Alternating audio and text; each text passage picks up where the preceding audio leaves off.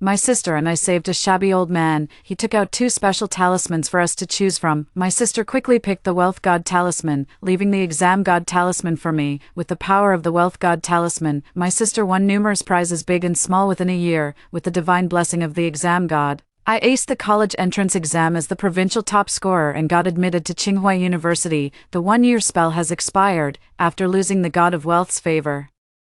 My sister's financial illiteracy and extravagant lifestyle quickly plunged her into destitution. Knowing the exam god's blessing was temporary, I maintained relentless dedication to my studies. Knowledge earned through hard work never expires. I won the National Science and Technology Award, co-founded the Myth Group with a business prodigy, and became the wealthiest person with a net worth exceeding hundreds of billions. Consumed by resentment, my younger sister stabbed me to death at a family gathering. 1. I choose divine exam luck. My sister's shrill, excited voice snapped me out of my daze. I watched as she swiftly snatched the exam deity blessing talisman. That's when I knew she had been reborn. I had been reborn too. In our previous life, she was the one who eagerly snatched the wealth god's blessing and sneered at me. Ha, what's the point of all that studying if not for money? Keep being that bookworm, sis, and settle for that fixed salary in the future. I love studying. Having the exam god's blessing is like adding wings to a tiger. Exactly what I wanted. I gladly accepted this talisman. Sis, this time it's my turn to become the top scorer in the Gaokao, get into Tsinghua, become a world-renowned scientist, marry Marlowe, create an Eastern legend, and turn into the richest person. Just you wait. Enjoy your one good year before you end up destitute. My sister clutched her exam god-blessed talisman tightly, turning to me with a triumphant look. I took the fortune god-blessed talisman from the old man and said to my sister with a smile, "Well then, I wish you a bright future ahead, too." After getting the fortune god talisman, I glanced at the measly 50 yuan allowance in my backpack. After a moment's thought, I went to a scratch-off lottery station and spent 20 yuan on 10 tickets. I didn't hit the jackpot, but I did scratch off a 50,000 yuan prize and cashed it in right away. With that 50,000 yuan, I went to different lottery outlets and spent 10,000 on over a dozen different types of 100x compound lottery tickets, waiting for tonight's draw. After buying the lottery tickets, I went to get a phone, computer, headphones, and other gadgets I don't currently own. Then, I treated myself to a nice hot pot meal at Heideleo. In my past life, I was so absorbed in studying and research that I often forgot to eat, which led to my gastritis developing into stomach cancer. As a result, I could eat very little. I have so much money that I could buy every Heideleo hot pot restaurant, every barbecue joint, and every skewer stall in the world,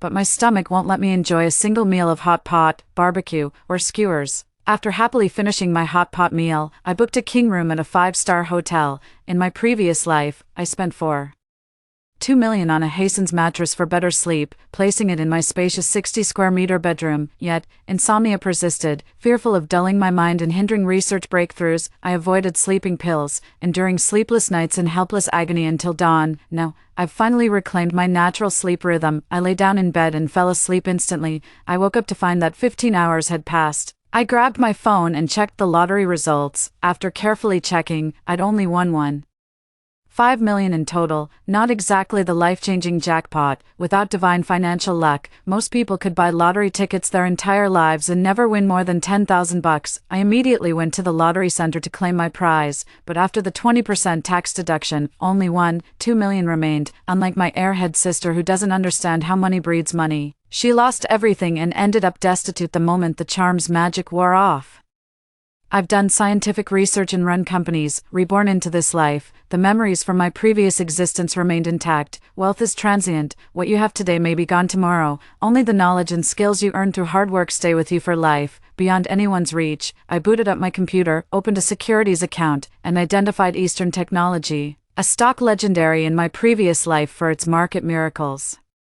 Right now is the initial offering period for this startup stock, and it's at its lowest price point. From what I recall, in just 1 week this stock will soar like an Eastern dragon taking flight. It'll skyrocket from its current price of $1 per share to over $300 per share within 6 months. This is currently the fastest way I know to make money work for me. I put all 2 million into stocks, hoping for a 300-fold return on my investment. 3. My sister, blessed with the gift of test-taking, didn't keep studying hard like I did in my previous life. Instead, she became even lazier. Every day in class, she either slept or read magazines, and she never did her homework. The teacher couldn't help but scold her, but she retorted dismissively, "I'm naturally brilliant. I don't need to cram like this. Just wait until the college entrance exams." I'll be the top scorer in the province and prove it to you.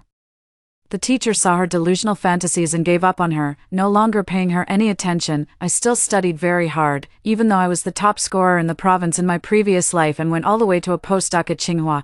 I still didn't dare to take the college entrance exams lightly. However, in this life, my goal isn't to get into Tsinghua, and I have even less desire to follow the same path as my previous life, since fate has given me a second chance. Retreading the same path holds no appeal. Besides, in this lifetime, there's no way I want to run into Marlowe again. The union between a tech prodigy and a business kid appeared to be a storybook perfect match.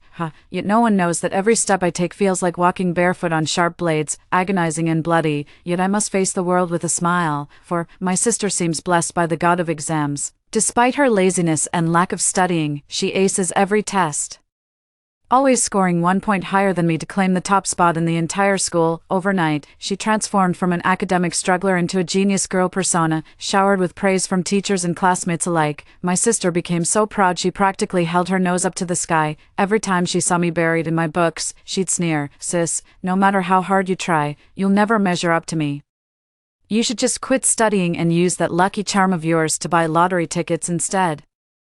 Live it up for a year, then wait for poverty to knock on your door." I paid no attention to her. My stocks had already surged 100-fold, with my account balance exceeding 100 million. I have no interest in a lavish lifestyle. I just want to enjoy my 3 meals a day and sleep soundly at night. As for the lottery, I won't be buying tickets anymore. I'll leave the winning chances to other players. 5 day by day passed, and the college entrance exam drew nearer. I quickly sold my shares in Eastern Technology when the stock price hit 300 yuan per share. The account balance accumulated to over 400 million. Of course, I wasn't going to let it sit idle. Relying on my memory, I invested in several promising stocks separately, allowing the money to keep generating more returns. With her fresh, beautiful looks and the persona of a prodigious young girl, my sister quickly gained popularity online. She started her own social media account and began accepting endorsements for various products. This also allowed her to accumulate a fortune of around 2 million. She failed to learn from her past life's mistakes, splurging on luxuries whenever she had money without ever considering how to make it grow. "Sis, guess who I'm dating online?" My sister strutted into my room with a smug look on her face, while crunching research data. I didn't even bother looking up and casually replied, "No idea. And I'm not interested either." Just wait till you hear his name, you'll be interested. He's called Marlowe, the prodigy of the business world. My sister looked at me with keen interest as she spoke. "Everything you gained in your past life will be mine this time." How delightful. I pretended not to understand her and said flatly, "I have no idea what you're talking about with past lives. I don't remember any previous life. Must have drunk the Lethe River potion. You didn't get reborn." My sister looked at me with a puzzled expression. "Reincarnation? Have you been reading too many novels? Have you lost your mind?" I deliberately furrowed my brow and reached up to feel her forehead. My sister pushed my hand away, patted me on the shoulder, and said with disappointment, "Oh well, that's a letdown. I was looking forward to making you watch as I take everything from your past life, including Marlowe, but it doesn't matter. This time around, there's no way you can compete with me. Tsinghua is mine, Marlowe is mine, and being a billionaire CEO is mine too. As your sister, I'm giving you some well-meaning advice. Go buy a few more lottery tickets, win some prizes, and save up some money. That way you won't end up penniless and destitute in the future." "Oh, thanks." My indifferent attitude left her feeling awkward. She slammed the door and left in a huff. I set down my book, twirled the pen between my fingers, and gazed out the window. The world outside the window was sunless and gloomy. My heart felt as heavy as if weighed down by those dark clouds. After a moment of reflection, I decided to let go of the hatred from my past life, the memory of my sister stabbing me to death, and rose to knock on her door. My sister was happily video chatting with someone. When I saw Marlowe's familiar face on the phone screen, I shuddered slightly and left the room. But she wouldn't let me off that easily. She got up from her chair, came to the doorway, and grabbed me by the arm. The phone's camera was now pointed right at my face, framed by thick black glasses and dotted with pimples. She quickly switched from beauty mode to the original camera, cooing, "Marlowe, let me introduce you to my sister. Isn't she pretty?" Looking at Marlowe on the screen, I felt a wave of revulsion. I pushed the phone away and walked out. Whatever. Let people live with the consequences of their own choices. It's my sister's decision to make. She'll have to face the outcome herself. I'm done getting involved. "Marlowe, what do you think of my sister?" My sister didn't let me off the hook and came to my room to continue her video call with Marlowe. "Not much." Marlowe's response instantly lit up my sister's face. She shot me a smug look. "Sis, Marlowe said you're nothing special." I nodded in agreement. "Yeah, not as good as you." disappointed that she didn't see any envy or jealousy from me. My sister turned to the video call and said, "My sister does have one good quality, she knows her place, she understands she can't measure up to me, whether it's academics or looks," Marlo said. "Indeed, she can't compare to you, there are only a few geniuses in this world," my sister continued gleefully. "Exactly, and we're two of them, the world will be ours, when that time comes, my sister won't even be fit to work for me." Haha, hearing her triumphant and infectious laughter, I chuckled, nudged her out of the room, and locked the door behind me to keep her from disturbing me again. 6. A new friend request popped up on WeChat. Seeing that familiar profile picture and username, my blood ran cold and my fingers turned icy. Marlo, why would Marlo add me on WeChat? I only registered this WeChat account after getting a new phone following my rebirth. I haven't even told my family members. Not even my younger sister. How did Marlo even find this WeChat account to add me, in this lifetime? I don't want the slightest connection with him. I hit decline and blocked him to avoid getting annoyed by any more friend requests. Moments later, another friend request appeared. "Hi sis, I'm Marlo, your sister's friend." He actually used a different WeChat account to try adding me again. Seeing this new request made my blood boil even more. In my previous life, I discovered his secret WeChat account. Sneaking a peek at it completely shattered my perception of reality in everyone's eyes. Marlo came from a good family, tall, handsome, refined, and a business prodigy admired by countless women. There's even a popular song online called "Marry a Man Like Marlo," and as his wife, I naturally became the object of both envy and jealousy. They completely ignored that I'm a recipient of the National Top Science Award, disregarded all my efforts, and only saw me as Marlo's wife. Only I know that being Marlo's wife isn't happy at all, it's actually miserable. So much so that I wouldn't want anything to do with him for all eternity, so why does he still cling to me like a haunting shadow? Can you just leave me alone? 7. To avoid getting friend requests from Marlo, I just deleted my WeChat account altogether. 8. Sis, tomorrow's May 20th, Marlo is coming to see me. My little sister came running into my room again to gloat. He said he's going to give me an unforgettable, romantic 520. I'm so excited, I responded with a cold "Oh, my sister." Unhappy with my indifferent reaction, grabbed my shoulders and demanded, "Are you jealous of me?" I looked at her with amusement. "If that's what you want to think, I can't stop you, but please don't flaunt your boyfriend in front of me anymore. The more you show off, the more interested I might become in him, and that wouldn't be good." My sister's face froze, her eyes widening in anger. "Sis, I'm warning you, don't covet what isn't yours. Besides, Marlo looks down on you anyway." I nodded in agreement. He clearly thinks highly of you and has a soft spot for you. Hope you two stay locked together forever," my sister said with utter conviction. "Absolutely, in this lifetime. I'm going to become the envy of everyone with him as our legendary power couple. We'll build the myth group together. You just keep burying yourself in books. Maybe then, out of sisterly pity, I'll throw you a decent job so you can live comfortably instead of wallowing in poverty." Ha, who gave her the audacity to think I'd follow the same path she did in her previous life? Even if she were blessed with the god of exams for life, she still couldn't walk the path I carved in my past life. Research isn't like an exam, you can't just grasp it all at once. 9. I never expected my sister would actually bring Marlo home. Coming back from school, I pushed open the door and stumbled back in shock when I saw Marlo there. "Hello, Iris, how are you?" Marlo flashed his signature grin and gave me a wave. Most girls would feel their hearts flutter and see little hearts in their eyes when they see him like that. My heart was racing too, but it was out of fear. "Who are you?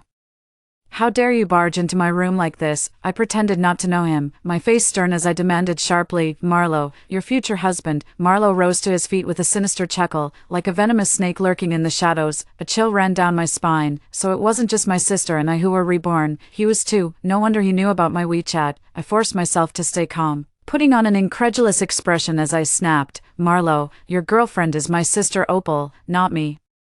I have enough integrity not to steal my own sister's boyfriend. Get out of my room now. This is my private sanctuary." "Iris, stop pretending. I know you've been reborn too. Otherwise, you'd never be able to use this formula." Marlo picked up the draft paper from my desk and declared with absolute certainty. My expression faltered for a moment, but I quickly composed myself and asked skeptically, "I've already studied advanced college math. Isn't it normal for me to know a bit of calculus?" Marlo was a humanities major who never had to take math courses in college, so he knew virtually nothing about university-level mathematics. He couldn't even tell whether my formula was calculus or research data. Smack. My sister had come over at some point and slapped me across the face in a rage, her eyes bloodshot as she screamed hysterically, "How could you steal my boyfriend? What a pair of lunatics." I slapped her backhanded in annoyance. Not everyone thinks shit smells like roses. Get your boyfriend out of my room. Shit, you actually called Marlo shit, Iris, you're just sour grapes. My sister scowled and dragged Marlo away. Marlo, my sister's crazy, just ignore her. Ugh, as Marlo passed by me, I spat on him with the contempt I'd been holding for 2 lifetimes. You're insane. Marlo wiped the spit off his face angrily, cursed under his breath, and followed my sister out of my room. I slammed the door shut with a bang and locked it. My body went limp and collapsed to the floor, my heart racing, breath coming in ragged gasps. I could barely catch my breath. Marlo, that devil. 10. Marlo, after you left, my foolish little sister was bragging to me again, showing off Marlo's gift of a blue diamond ring. Just seeing that blue diamond ring makes me sick to my stomach all over again. In my previous life, Marlo also gave me this blue diamond ring and forbade me from taking it off every time I laid eyes on that ring. I felt the urge to chop my own finger off, but I don't dare. I simply can't fight against the demonic Marlo, so I have no choice but to bear it like a shackle. This diamond ring is worth at least $1 million. The fact that Marlo gave it to me so generously shows how much he values me and that he wants to marry me. My sister proudly flashed her diamond ring in front of me, seeing my displeased expression. She thought I was green with envy and glared at me fiercely, saying, "Sis, don't you dare have the nerve to steal my boyfriend. In this lifetime, Marlo must be mine." I rolled my eyes at her and said angrily, "How many times do I have to say it? I have zero interest in Marlo. Please, from now on, don't mention a single thing about him in front of me." 11. The college entrance exams had finally arrived. The tests felt effortless. Even if I couldn't top the provincial rankings like in my previous life, I should still land within the top 10. My sister emerged from the exam hall radiating confidence and was immediately swarmed by reporters waiting outside. "Opal, how confident are you feeling about this year's college entrance exam?" My younger sister replied with unwavering confidence. "Barring any surprises, I should be able to clinch the top spot in the provincial rankings." That confident? Huh, absolutely. After all, I'm a prodigy, for someone like me. Anything less than first place in the province would be an insult to the title genius. That's true. We're all eagerly awaiting the exam results, hoping our city produces the provincial top scorer. "I heard Opal has a twin sister. I wonder how she performed. Do you think she'll be able to match your results?" As if the reporter had asked the most ridiculous question in the world, the younger sister smirked disdainfully. "My sister? Even though we're twins, we're completely different in both looks and intelligence. She's just a nerdy bookworm who does nothing but study." Spotting me passing by with my heavy bangs and oversized school uniform, she grabbed me and thrust me in front of the journalist's camera. She was meticulously dressed, polished, radiant, and brimming with confident enthusiasm. I, on the other hand, looked like a lifeless high school nerd, in contrast with her. The journalists all marveled at how different the two sisters were. Praising her relentlessly, I didn't mind playing the supporting role to her, even intentionally making myself appear clumsy and dull. As soon as the media coverage went online, my younger sister's fanbase surged again, reaching 8 million followers. She's been aggressively promoting herself everywhere, raking in millions from live streaming revenue. Now she's become that enviable nouveau riche everyone whispers about. She flaunted her earnings right in my face, sneering that even if I had the god of wealth on my side, I'd still be stuck looking like a penniless loser. Little does she know, the funds I've invested in the stock market have already doubled to $2 billion. Once it hits $3 billion, that's when I'll really start making my move. When the time comes, even if there were 10 Marlos, I wouldn't be afraid of him. 12. The highly anticipated college entrance exam results have been released. Many reporters had already staked out our doorstep, waiting to interview my sister. Back then, this prodigy girl had boldly declared she would clinch the top provincial score, so whether she becomes the provincial top scorer or not, it's already a hot topic. Wanting to avoid trouble, I quietly distanced myself early on, even before the official score release. I received calls from Tsinghua and Peking University, both top-tier institutions, enthusiastically inviting me to enroll and offering generous incentives. These calls mirrored my previous experience, confirming that I must have done well on the exams. I graciously declined the generous offers from Tsinghua and Peking University, expressing my intention to enroll in the National Defense University with a patriotic heart dedicated to serving the nation. This had been my aspiration in my previous life. It's just that I've been constantly controlled by Marlo, forced to serve as a tool for his personal desires, completely against my will. In this lifetime, I won't dwell on Tsinghua University's prestige anymore, nor have anything to do with Marlo. I should finally be free. When I logged into the college entrance exam score portal, my results were withheld. My younger sister's scores were also withheld. 13. The withheld scores have now been released, just like always, by exactly 1 point. My sister scored higher than me again. This exam deity is truly golden. My younger sister clinched the top spot in the provincial college entrance exams, while I came in second. My sister has been telling everyone that the reason I achieved such results is because she tutored me in advance. When others ask me, I give the same answer: let her have all the attention she craves. I don't care for any of this. My sister's genius persona is solidified, and her fan base is surging again, sis. I'm aiming for Tsinghua University. I hope you know your place and don't apply to the same school. I wouldn't want my brilliance to overshadow you. It's time to fill out college applications, and my sister gave me a stern warning. I replied with a laugh, don't worry, I'm not interested in Tsinghua. I'm applying to the National Defense University. Still skeptical, she glared at me and said, you'd better. When you submit your applications, I'll be watching to make sure you don't go back on your word. I didn't mind. Right in front of her, I applied to the National Defense University and chose biochemical nuclear energy technology. This was my field of expertise in my previous life, but I was forced to apply it commercially instead of serving the nation. 14. My sister and Marlowe publicly announced their relationship online with great fanfare, and both received early admission to Tsinghua University.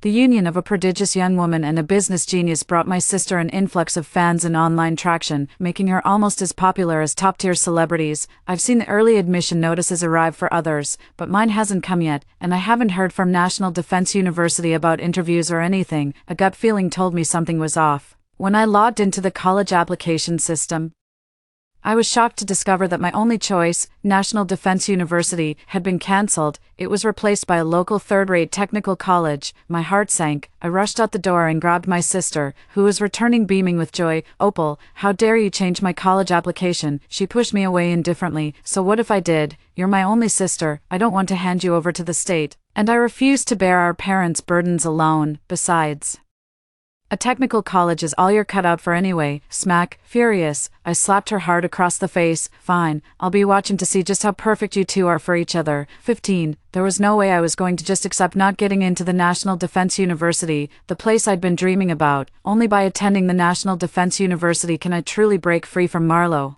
I've lived a second life already. I'm no clueless high school student. In my previous life, I had dealings with the president of the National Defense University and still have his contact information. I called the president and explained my situation. He asked me to come to the capital for an interview. I immediately booked a flight, boarded the plane, and headed to the capital to meet the university president. After our conversation, the president promptly offered me a special admission and promised me a biochemical nuclear energy research team, on the condition that I could fully fund the research myself. With $3 billion in stock assets, funding the research is no issue at all. What I need is a platform and a talented team. 16. How on earth did you get into National Defense University? My younger sister asked in disbelief as she saw me getting ready to report at NDU, on merit. Just before stepping out with my suitcase, I turned back to remind her, our charms are about to expire.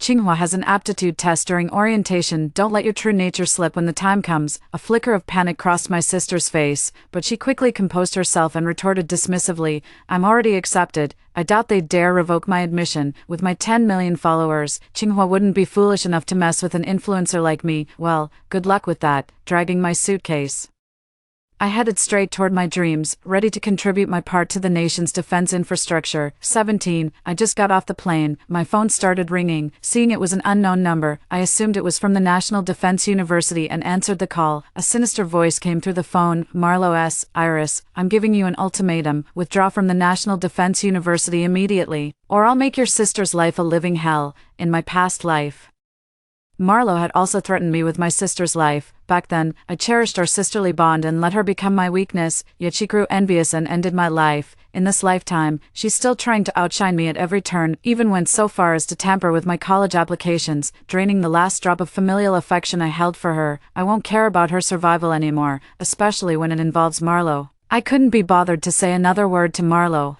I hung up, blocked him, and shut off my phone. When I arrived at the school to register, the principal called me into his office and handed me a stack of complaint letters. These are all reports about you, he said. They accuse you of poor character and cheating on exams. What do you have to say for yourself? I know these letters must be Marlowe's doing. He knew that if I got into the National Defense University and became a state-protected researcher, he'd lose his last chance to ever reach me, control me, or exploit me again. Without opening the letter, I calmly met the principal's gaze.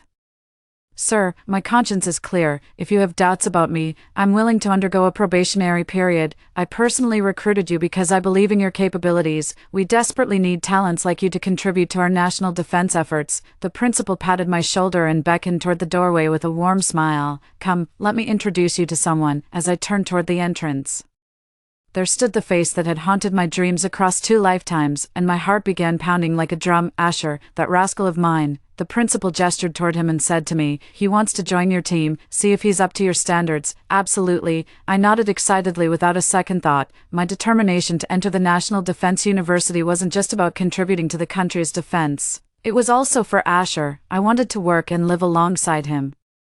Thank you, Junior Iris. I look forward to working with you. Asher reached out his hand to me. His fingers were slender with well-defined knuckles, the pads roughened by calluses from years of laboratory work. Nervously, I reached out and took his hand. Just as I was about to pull my hand back, he suddenly tightened his grip, his eyes shining with intensity and emotion as he said in a low voice, Iris, I've been waiting for you for so long. Huh? I looked at him in surprise. You know me. I've known you for so long, it feels like a lifetime has passed. Asher gazed deeply at me, his eyes sparkling. I understand now, he's been reborn too. I always thought my feelings for him were just a one-sided crush. Little did I know, he had been waiting for me too. My eyes grew slightly red as I looked up and asked, can I hug you? Asher spread his arms and pulled me into a tight embrace, holding me close, nestled against his solid chest, listening to his strong and steady heartbeat. I felt like I was in a dream I never wanted to wake from. 18. Asher and I established a research team. As 2 individuals who had been reborn, we used our memories from our previous lives to proactively recruit talented young people who were destined for great achievements. The research funding is my own, so I have full discretion over how it's used. Every project our team undertakes progresses smoothly, yielding world-leading scientific achievements that significantly bolster our nation's defense capabilities, making Western countries led by Nation M wary. Rumor has it that Nation M's military has placed a hefty bounty on my head. However, they can't locate me, nor do they know my true identity. From the moment I entered defense research, I was no longer Iris, but Agent 001. Asher and I were perfectly aligned, both intellectually and in our research. We never let work interfere with romance, nor romance with work. Doing what you love with the one you love. I'm absolutely over the moon. As for the nightmares Marlowe brought me, they're completely over now. I'm no longer some state-protected figure he can claim connections to. As for how he and my sister are doing now, I couldn't care less, but I'm not the type to bury myself in research and ignore the world around me. Occasionally when I go online, I come across news about the 2 of them, in this lifetime, without me. Marlowe never truly became a business tycoon. He did start a company called Myth, but it went bankrupt within 6 months, and he got sentenced to 15 years in prison for fundraising fraud. As for my sister Opal, her exam luck charm failed, and she was expelled for cheating on Tsinghua University's entrance exam. During her live stream, she couldn't solve the simplest elementary math problems, struggled to read a middle school English passage, and didn't even know basic physics terms like acceleration and gravity. Her child prodigy persona instantly crumbled, fans abandoned her in droves, and she got banned from all online platforms. Just like in her previous life, she ended up destitute again, ultimately suffering a mental breakdown from the pressure. People often post photos of her daily life online. She keeps asking everyone she meets, why does everything my sister touches turn to gold? Why does everything I choose go wrong? No one in the street ever answers her. I want to tell her, the choice itself doesn't matter. What matters is the effort you put in. Only what you earn through hard work will truly last. And, story 2, the government sells beast eggs for 10 coins each. Unwanted beast eggs are destroyed by the authorities. Last one left. Miss, won't you take it? I'll pass. Having been reborn, I knew that unwanted gray egg would be my doom. I came specifically to witness its destruction, to alter my fate. Never did I expect the man to thrust the beast egg into my arms. Miss, this egg is for you. Clearwater Village is remote, and official sales are infrequent. Every sale becomes a mad rush when it opens. Any adult can own a contracted beast, be it for companionship or chores. In my past life, Father made me queue up early to get one. When I arrived, the line was already packed. Thought I'd missed my chance again this time. But everyone ahead of me kept shaking their heads in refusal. When my turn came, only one unwanted little gray egg remained. 1. The appearance of a beast egg often indicates the strength of its contracted familiar. Each person can only contract one familiar at a time, so nobody wants to end up with a weak one. While contracts can be dissolved, termination takes a year, and forming a new contract requires another full year. No one's willing to take that kind of risk, so this plain-looking little gray egg was rejected by everyone. Last one left. Miss, want it?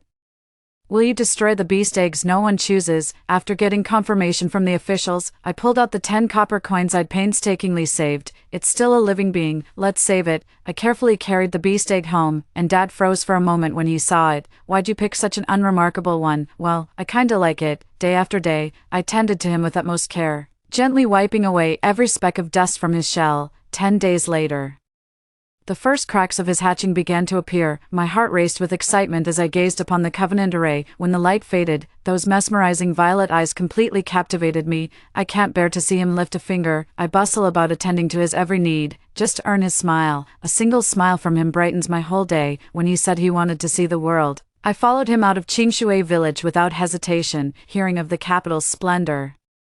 He pestered us relentlessly to go there. On the journey, we chanced upon Princess Valeria. The reigning princess was notorious for her domineering ways, with countless male beastmen having fallen into her clutches. The moment Princess Valeria laid eyes on him, she was captivated by his striking appearance. A beastman of such striking looks deserves better than some country bumpkin like you. I'll give you 1,000 taels. How about selling him to me? I refused, of course. Between wealth and him, I choose him. The orc by Princess Valeria's side put in a good word for me, and that settled the matter. I failed to notice the emotions flickering in his eyes. Looking back, he was probably already scheming how to get rid of me. Otherwise, we wouldn't have kept running into Princess Valeria time and again. The way Princess Valeria looked at him made my blood boil. So I deliberately stepped between them. But you can't stop someone who's determined to throw themselves at another. We'd barely set foot in the capital when they came for us. While I was being tortured in that dungeon, he was busy canoodling with Princess Valeria. I didn't realize I was the only one imprisoned. With every lash, I clenched my teeth, fighting to keep silent. I couldn't let him hear my torture. I feared he'd surrender. Why refuse the princess? Is some beastman worth this suffering?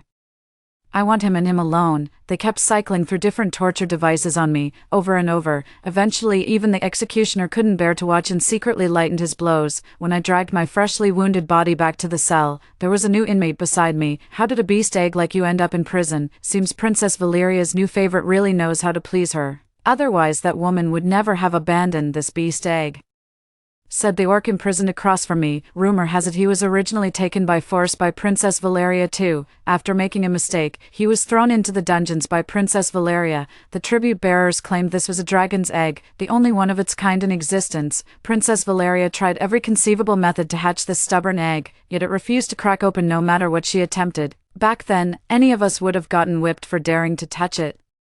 Now look how it's been discarded here like trash. The orc finished with a self-deprecating chuckle. I reached out and patted the egg's uneven surface. You and I are quite alike, both stubborn as mules. Day after day, I lost count of how long I'd been imprisoned. When the pain became unbearable, I'd had that beast egg to keep my spirits up. If blood stained its shell, I'd wipe it clean with my sleeve. Sorry about this, I've gotten you dirty again. 2. Princess Valeria sent messengers twice, but each time I refused to dissolve my contract with him. That night in the prison cell, I saw those familiar violet eyes again. His attire was exquisite, radiating nobility from head to toe. Now I understood why he never responded whenever I called out to him in the cell. So that's how it was. Vivian, break the contract and I'll have you released. Haven't I treated you well? I glared at him with icy eyes. Fine. But that's not the life I want.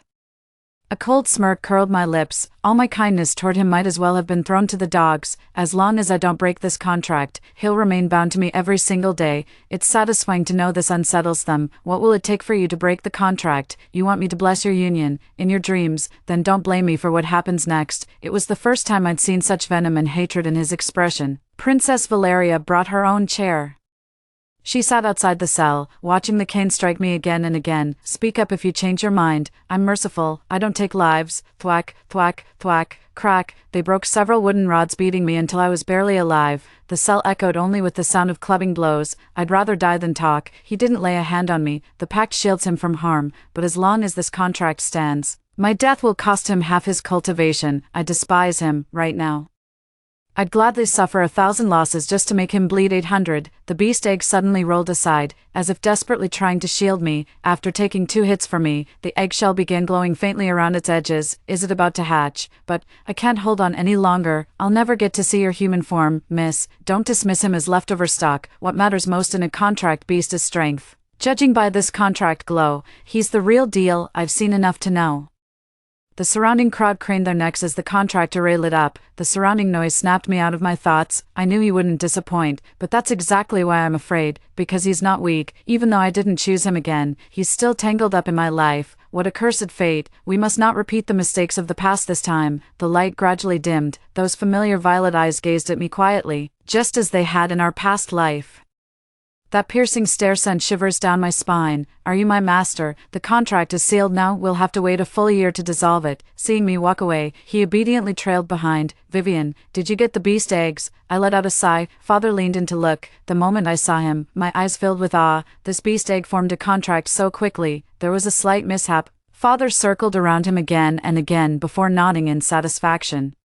The radiance emanating from him was truly beyond what ordinary beastmen could achieve. Have you picked a name? Call him Loren. Loren, a cast-off. Perfect for him. He froze momentarily upon hearing the name, but quickly regained his composure. This time, I won't indulge him anymore. Every morning I'd rouse him to chop firewood and light the stove. After he wrecked my kitchen for the third time, I decided to teach him a proper lesson. I borrowed money to buy a beast-taming whip from the treasure pavilion. After lash upon lash, he finally managed to cook something barely edible. There's always this indescribable emotion in the way he looks at me. It feels like he's seeing someone else through me. Vivian, were you always this violent before? He said it without a trace of hatred in his eyes. What, did I hit you too hard? 3. No, you were right to hit me. I wasn't good enough.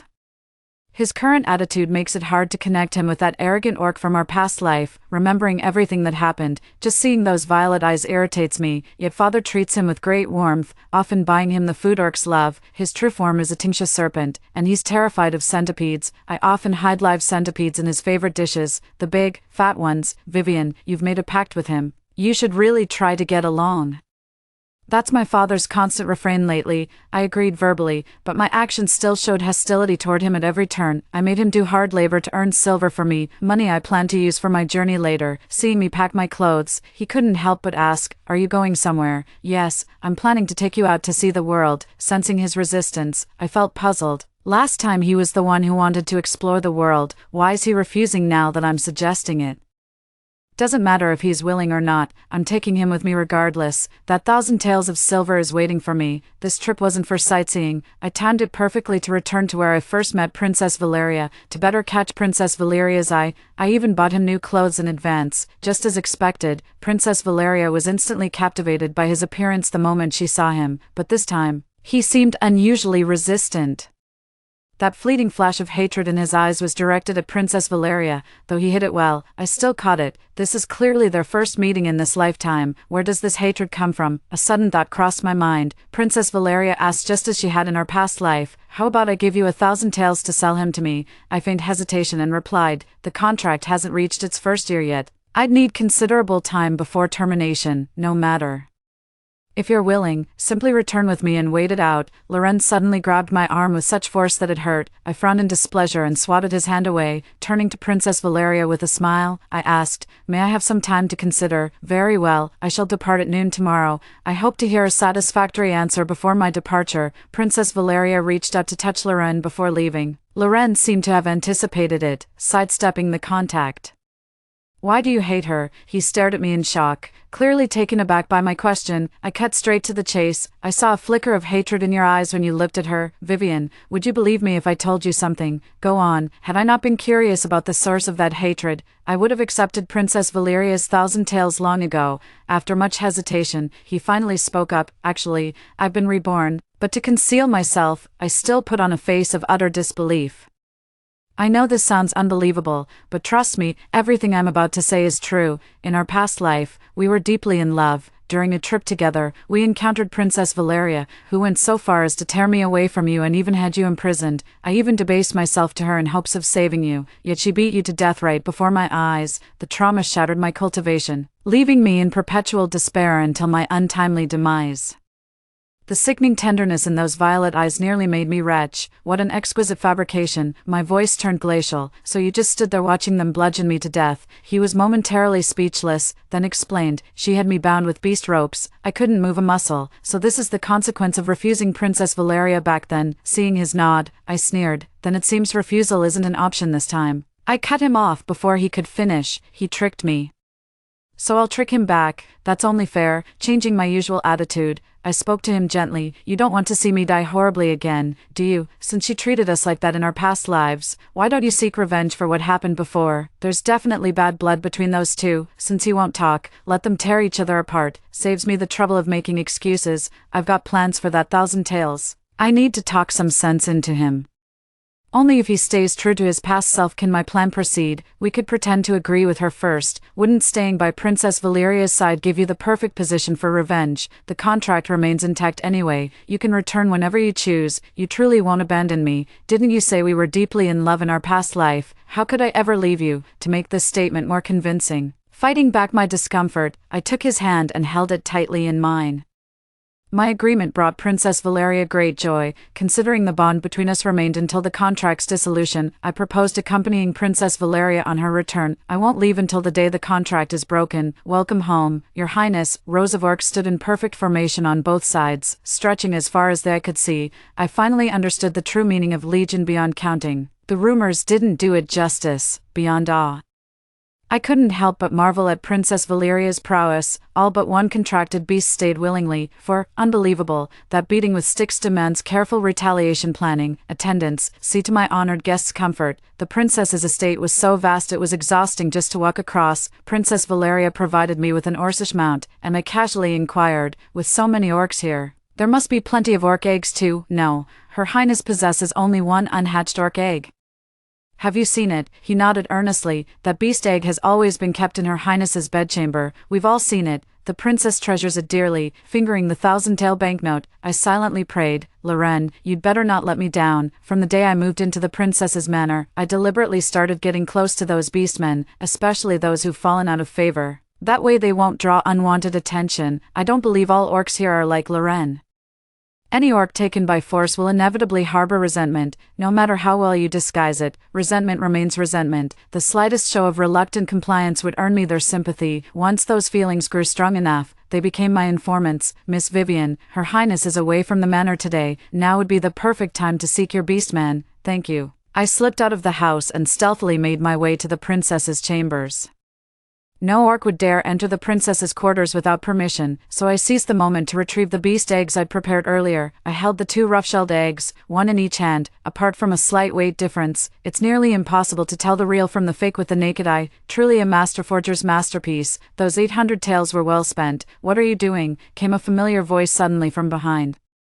My whole body shuddered as my heart pounded like a drumbeat passing through a crowd. I never expected Loren to barge into the royal chambers, let alone catch me in the act of swapping the beast egg. Loren, I was at a complete loss for words, utterly unprepared to explain myself. 5, he demanded. What are you doing with that beast egg, and why is there an identical one here? I only did this for your sake. In the lull between thoughts, I quickly stashed the real beast egg into my bag and replaced it with the replica. For me, indeed, I heard Princess Valeria treasures this beast egg dearly. I feared its sudden hatching might jeopardize your standing with her, so I specially commissioned this counterfeit for the switcheroo. You've never seen this beast egg before, have you? How did you commission its creation?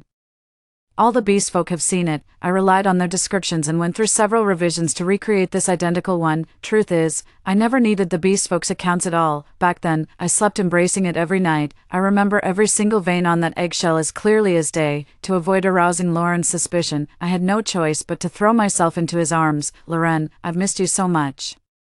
Being apart these days made me realize how much I actually can't bear to be without you. Do you think I was unkind to you before? Loren held me close and shook his head, saying, Never, you're the only one who's ever truly been good to me, but I heard Princess Valeria is quite fond of you. You wouldn't let that distract you from our mission, would you? Don't worry, I'll make sure you get your revenge. Ah, you're so sweet, Loren. Before leaving, I stole several longing glances back at him for good measure. Not until I was certain he couldn't see me anymore. Only then did I dash back inside at full speed to bathe and change. Gazing at the beast egg floating in the tub center, I tapped it gently with my finger. I've sacrificed so much for you, but at least I've freed you from that living hell. Don't worry, I'll get you out safely. A string of tiny bubbles suddenly surfaced, startling me into immediately picking it up to inspect. There aren't even any cracks on the eggshell. Where did these bubbles come from? Looking left and right, I even asked nervously, You didn't drown on me, did you? I pressed the beast egg against my ear, listening quietly for any movement inside. Only after confirming faint sounds from the egg did I dare to breathe normally again. As long as you're okay. Lying in bed, I stared at that egg in the distance for what felt like ages. In the end, I decided to bring it over and sleep with it. Back in the cell, I used to fall asleep holding this egg every single night. Now that it's right here, not holding it feels strangely wrong. I kept it hidden in my bundle by day, only taking it out secretly at night. Bear with it for these few days. In 3 days, Princess Valeria will attend the palace banquet. That's when I'll sneak you out to safety. I woke up the next morning completely stunned. The egg cracked. I thought this monster egg was indestructible. How could it break so easily? How could I have crushed it? Tears welled up in my eyes as I cradled the broken shell. I'm so sorry, I whispered mournfully. This is all my fault. I shouldn't have slept while holding you. Sniff. I really didn't mean to crush you. Suddenly, a soft chuckle reached my ears. I whirled around to see a strange man sitting calmly in a chair, locking eyes with me. His aura was identical to the eggshell in my hand. I pointed at him and stammered, "Why you're that monster egg." 6. He curled his index finger and wrapped it against my forehead. No wonder you got bullied to death. You're so dense. Wait a minute. Why did he say it's no wonder I'd be bullied to death? Could it be? I gasped. So you're the one who brought me back to life. He didn't answer, but the faint smile on his lips told me everything. So he was genuinely trying to protect me back then. Overwhelmed, I threw my arms around him. 1,000 words of gratitude condensed into the simplest phrase, "Thank you." But that Tingsha serpent has also been reborn. I know. What trouble could a mere flying serpent possibly cause? He suddenly frowned and asked, "Don't tell me your contracted beast is still that same old Tengu." Got it. My smile froze on my face. This question is so awkward. I don't want to answer. TCH, how pathetic. So embarrassing. Can't let him think I'm desperate for that Ting snake. I'd better explain the whole situation clearly and quickly. Want me to take him out for you? No.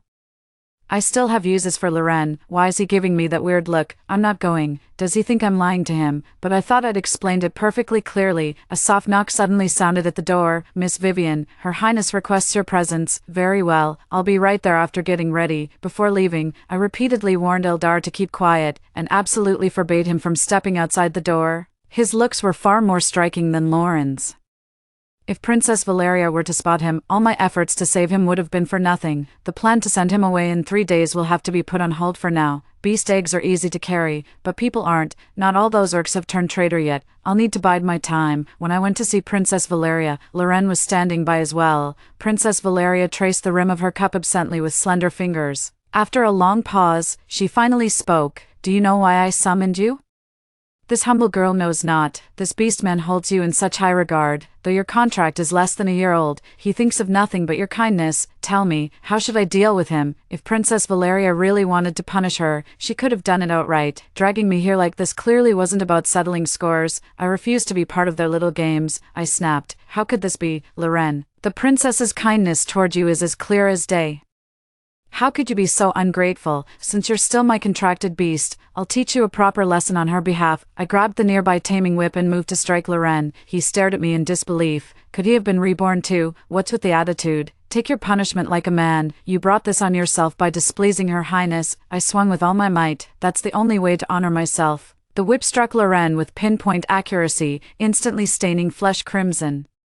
With an opportunity this perfect, I won't hold back. The moment Loren cried out, Princess Valeria's heart instantly ached for him. Shameless couple. I struck again without giving Princess Valeria a chance to speak. "When the princess disciplines you, you take it. That cry of yours, dare you still resist? Then I shall beat you on Her Highness's behalf until you learn your lesson. Rest assured, Princess Valeria, since you've summoned me today, I shall thoroughly discipline him for you. Not a single worry shall trouble you further." Every word I spoke made it clear this beating was delivered in Princess Valeria's name. Princess Valeria attempted to speak several times, but I cut her off each time. The whip cracked sharply in my hand. A smirk played on my lips as I watched Loren seethe in silent fury, filling me with wicked satisfaction. Is Princess Valeria pleased? Should your anger remain unquenched, I'd gladly continue the thrashing for you, and no, that won't be necessary. Rubbing my sore arm, I finally lowered the whip with satisfaction. That night, I sent someone with premium healing salve to Loren, along with a letter to clear my name. I was gambling on his hatred for Princess Valeria, having spent considerable time by Princess Valeria's side.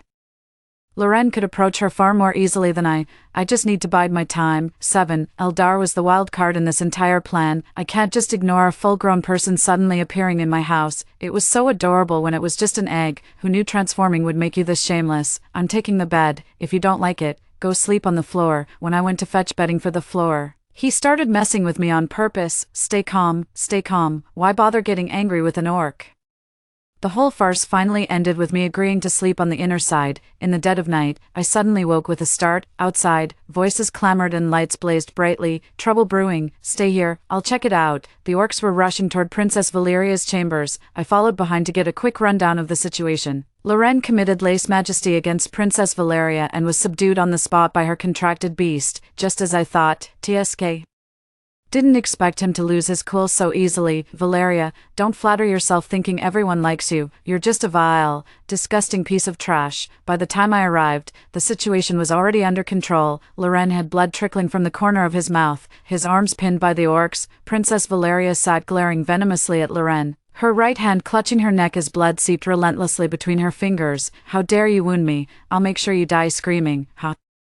You think I'm afraid? This time I'll drag you down with me. Loren spat as he broke free from the orc restraining him. In his primal form, Loren still possessed considerable combat prowess. With so many orcs surrounding them, he posed absolutely no threat to Princess Valeria. I exchanged a knowing glance with the orc beside me. They subtly shifted positions, shielding me from view. I slipped silently behind the princess, gripping the dagger an orc had handed me. Princess Valeria was completely focused on Loren, oblivious to the danger approaching from behind. I took a deep breath and plunged the dagger into her back. A piercing scream followed. She whirled around with a gaze that could flay me alive. Seeing my success, Loren burst into unrestrained laughter. Ha ha, did you really think she'd willingly give me up to you? Let me tell you, it was all an act, every bit of it, understand? Princess Valeria panicked for real now. Desperately stuffing hemostatic pills into her mouth, her fingers trembled as she pointed at me. 8. Kill her, you. The orcs surrounding her remained motionless, while those attacking Loren suddenly turned their attention toward me. Valeria stared at the orcs in disbelief, demanding, why won't you move? A sinister smile played on my lips, my eyes gleaming with bloodlust. Ha, isn't it obvious? They've betrayed us. With these orcs around, Princess Valeria's loyalists wouldn't reach her in time. The dagger plunged into her flesh again and again, just like that wooden stick beating down on me again and again. I originally intended to wait for a more opportune moment to act, never thought Loren would confront her prematurely. Guess I'll advance this orc uprising ahead of schedule. You should have seen this coming when you abused your power to seize bonded beasts. Today I shall avenge the fallen beastkin whose souls you shattered, and sacrifice your wretched life for the innocent lives you've slaughtered. Valeria's face turned ashen, her breathing grew ragged, and her body began convulsing uncontrollably, until she finally collapsed from her chair onto the floor. The beastkin erupted into fiercer combat, while her contracted beast went berserk in its frenzy to kill me. Watching these orcs desperately shielding me, my heart was filled with conflicting emotions. My original plan never intended for them to sacrifice their lives, but now, Valeria is dead. You should leave this place immediately, but if we leave, you owe me nothing. Just go. Some sought vengeance for their master, while others simply wanted their freedom back. With Valeria dead, they've gotten what they wanted. I can't repay you for sacrificing your lives here. We'll cover your escape. Though the man is dead, the grudge lives on. Those orcs won't let me off easily. Especially since it was a princess who died. The royal family will hunt me down. That's exactly why I kept Loren by her side, to pin everything on him when the time came. He's thrown a wrench in my plans. For now, we'll just have to play it by ear. Alright, TCH, weren't you supposed to go check it out? What's got you so hooked at this ungodly hour that you won't leave? Eldar materialized as if a deity descending upon the mortal realm. His white robe stood in stark contrast against the bloodshed, that roguish glint in his eyes still carrying a hint of amusement. The scene froze for mere seconds at his arrival before the assault came crashing toward him. He sidestepped with a quick dodge. He sauntered toward me with nonchalance, casually kicking Valeria's lifeless body on the ground. 9. Good, stone dead. Loren cut him off, shielding me just in time. Eldar sent him flying with just a wave of his hand, leaving me wide-eyed in shock. That powerful, he took my hand and said, "Come on, let's go to bed." Every obstacle in his path was instantly obliterated. The power gap is overwhelmingly vast. Vivian, Loren gritted through the pain as he struggled to his feet. Eldar halted when he noticed me freeze mid-step, almost got distracted by Eldar's aura. I still have unfinished business. The orcs hesitated to approach, seeing the Eldar by my side. I strode up to Loren and slapped him across the face, sending his already unsteady body teetering on the edge of collapse. Do you have any idea how many lives your actions have cost today? Why did you suddenly attack Valeria? Speak up. Cat got your tongue. Loren's eyes burned crimson, overflowing with seething hatred for Valeria. She betrayed you. I couldn't help but roll my eyes at him. If he really cared about me, he wouldn't have stood by and even poured fuel on the fire back then. That nonsense about having an epiphany after my death wouldn't fool a ghost. Loren wouldn't have acted rashly unless Valeria did something to provoke him. There's no way this happened because Valeria didn't intervene during the day. Then what's the real reason? Eldar suddenly spoke up. If you're curious, just ask me. No need to waste words with him, you know. Wondering why he suddenly lashed out, Eldar's lips curled into a smirk, his malicious intent glaringly obvious. Probably said something he didn't want to hear, like exchange, perhaps. Lauren's expression visibly darkened when Eldar uttered that word. Eldar couldn't care less about his reaction and deliberately announced loudly, after all, that woman despised him for losing half his cultivation. She sold him to the pleasure house that very night for entertainment. His look of utter disbelief only served to confirm Eldar's words. Loren clearly never expected Eldar would know about his past life. You're lying, Vivian. Don't listen to his nonsense. I resented her because of you. I knew how good you'd been to me, and I regretted it instantly. I'm done pretending now. I called out his past life name directly. Linyu, drop the act. The successive shock sent him collapsing to the ground. He kept shaking his head, muttering, no, impossible. How could you know that name? The contract was an accident to begin with. I originally came to witness your destruction. You're not the only one who's been reborn, but you said you missed me, that you couldn't bear to let me go. Why take a performance meant for the occasion so seriously? Loren suddenly looked up, as if everything had become clear. No wonder you don't treat me like you did in our past life. So you genuinely wanted to sell me out to that woman? Absolutely. I laid out the entire plan without hesitation. It was useless now anyway. Loren suddenly burst into maniacal laughter, blood dripping from his mouth in a horrifying spectacle. Pity, you'll still have to die with us. The sudden appearance of the serpent's tail left me no time to dodge. The expected pain never came. When I opened my eyes, I saw Eldar gripping the serpent's tail and flinging it aside. Think I'm just for decoration. The blow sent Loren crashing to the ground. A packed beast and its master should share the closest bond. Pity I chose the wrong person. Under Eldar's suppression, he ultimately met his end by my hand. The contract seal flashed briefly beneath me. I knew that meant the contract had been voided, with past lives settled. It's time to deal with those orcs now. Aside from those who wanted to leave anyway, many remained loyal to Princess Valeria, unwilling to forsake their life of luxury. The dead are beyond saving, and royal sins aren't yours to bear. Take the gold and live the life you choose. The road ahead is long and treacherous. But freedom shall be yours the moment you step beyond the princess's manor tonight. The beast folk who had insisted on staying to protect me began departing one after another. Even those who were wavering in their decision eventually joined the exodus. 10. The remaining beast folk exchanged uneasy glances, while some glared at me with resentment. Most wore expressions of utter bewilderment. If you're lost, you're welcome to follow me. I won't ask anything of you, nor restrict your freedom. Leave whenever you wish, I shall follow you as well. With Eldar joining, many orcs began nodding in agreement, so I took them on an impromptu journey through the mountains and rivers that very night. Overnight, the princess's estate stood empty, not a single corpse remained, only signs of struggle. Whispers spread through the streets. Princess Valeria had vanished, along with her beastfolk companions. Not a single living soul remained in the manor. Even the royal family found no opening to intervene in the investigation. Ugh, Eldar rushed aside again, vomiting violently as I hurried over to pat his back and help him catch his breath. Ugh, gross, that disgusting. Who do you think I'm doing this for, you ungrateful little brat? That night Eldar revealed his true form, a white dragon circling in the sky. The dragon devours all. He swallowed his disgust and cleaned up the mess for me. The rain poured down in an instant, washing away every trace of blood. A year later, I could form new beast contracts again. Many orcs seek to bond with me, yet I've kept that place reserved. Eldar, form the pact. Eldar, form the pact. No, Eldar, let's make a pact. Vivian, you're so annoying. I don't want to be your contracted beast. He lightly tapped my head and replied with a hint of complaint. Figure it out yourself. Story 2. My nephew destroyed my game account with 10,000 hours of playtime. He controlled my character to massacre the entire tribe, mocking me for being naive and foolish enough to max out the favorability of ordinary NPCs. My mother also slapped me, shielding him protectively in her arms. She said it's just a stupid game, nowhere near as important as blood-related family, but they didn't know that the game would merge with the real world, and all NPCs would descend upon reality. What they personally destroyed wasn't the slim chance of survival I had worked 8 long years to obtain, it was their own lives. 1. When I returned home, I noticed someone had tampered with the game cartridges in the cabinet. I immediately turned on the computer to check the account. Thankfully, the save file was still there. Wait, no. After witnessing the devastating situation in the game, my whole body started trembling violently. The once peaceful village was now filled with charred houses. The NPCs I usually see were standing dumbfounded in place, covered in wounds and blood. I tried to approach them, but their expressions remained blank as they retreated several steps in apparent terror. These were just ordinary NPCs without any boss-level abilities. If someone swung a blade at them, they could only endure it helplessly, even with their intelligence. They couldn't comprehend why someone who had smiled at them for so long would suddenly raise a butcher's knife against them.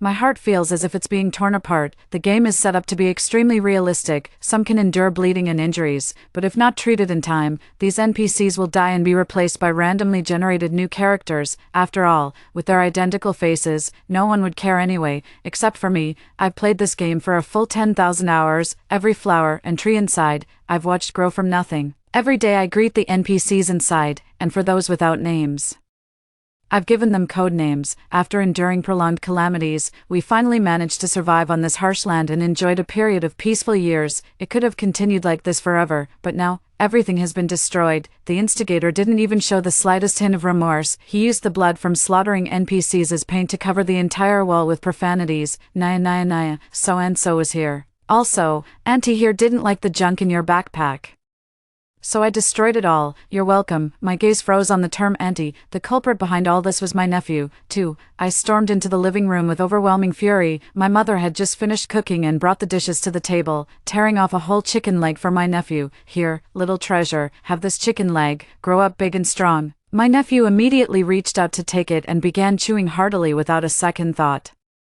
The mother looked at him with loving eyes and scolded jokingly, "Grandma's cooking is delicious, isn't it? What's the hurry? The remaining chicken leg is yours too." Since childhood, Mother always gave the chicken legs to my elder brother, never to me, and now it's the same tradition with my brother's son. On what grounds? With old and new grievances intertwined, I grabbed him by the collar and dragged him toward the dining table, slamming him onto the floor. My mother screamed and rushed over. "Rain, what are you doing?" My nephew cried in pain, kicking at me wildly and scratching me with his long nails, leaving several bright red marks on my elbow. His scream was so piercing it felt like it would rupture my eardrums. "Evil aunt, stinky aunt, trying to steal my chicken leg, you vile woman, drop dead already." Just as I was about to hit him, my mother slapped me hard across the face, swift, decisive, without hesitation. It seems the choice between me and her grandson is quite obvious. Taking advantage of my daze, she swiftly snatched her nephew from my arms, cradling him protectively while blowing on him with tender concern. She glared at me furiously. "Have you lost your mind? This is your nephew. If you have any grievances, direct them at me. It's just a chicken leg. Look at your petty, calculating behavior. Have I ever shortchanged you or what? Going crazy for no reason all day long." I pulled out my game console and spoke coldly, word by word. "Who cares about chicken legs? Ask your precious grandson what he's done. Did I ever allow him to touch my things? He destroyed 10,000 hours of my gaming progress." A flicker of guilt flashed across my mother's face, but it vanished in an instant. Then she started shouting even louder. "What's the big deal letting your nephew play with it? What's so precious about your stuff? You throw a fit over the slightest touch. After all the years this family raised you, and now you're making trouble for your own family. What a sin." With his grandmother backing him up, the nephew's previously aggrieved expression vanished completely, revealing a triumphant smirk. He chimed in with my mom. "Exactly, Auntie, your stupid game isn't even fun anyway, but you can kill NPCs. They don't even fight back. It's hilarious." The boy snickered, revealing two large front teeth like a cunning rat in a ditch, his tone dripping with nonchalance. "But not as ridiculous as you, Auntie. You actually had nothing better to do than max out the affection levels of these trash NPCs. Since you're so bored, it shouldn't matter if you start over from scratch." I clenched my fists. I was afraid that if he said one more word, I wouldn't be able to stop myself from going to the kitchen to get a knife, pulling out his tongue, and cutting it off. I held back again and again before finally pushing them out the door with all my strength. "Get the hell out of my house, both of you. Don't even think about crossing this threshold again." My nephew shrank back at my roar, then opened his mouth and began to wail theatrically. "Grandma, she's being mean to me. Why won't she let me in the house? What right does a woman have to own property? This is my house, mine." My mom's face darkened after being publicly humiliated. She shook off my hand and shrieked, "You've grown too big for your boots, buying a house in secret and not letting us live here, yet your brother still doesn't have a place of his own. How can you be so selfish? It was just playing with your games, and you took it out on your nephew." Her face flushed red as she snatched the game console from my hands and hurled it out the window with all her might. "It's just a stupid game. How could it ever compare to family bonds thicker than blood?" 3.